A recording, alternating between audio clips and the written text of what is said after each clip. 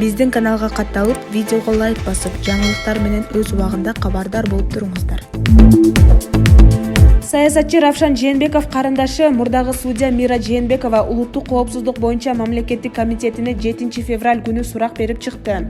Бул тууралуу Равшан Жээнбеков өзүнүн Facebook'тагы баракчасына жазып чыкты. Маалыматка караганда Мира Жээнбекова коррупция беренесинин негизинде иш козголгон. Буга чейин улуттук коопсуздук комитети Мира Жээнбекова мыйзамсыз баюуга шек саналып жатканын кабарлаган. Жээнбекова аталган айыптарды толук четке каккан, ал эми Равшан Жээнбеков муну өзүнүн саясий ишмердүүлүгү менен байланыштырып келет.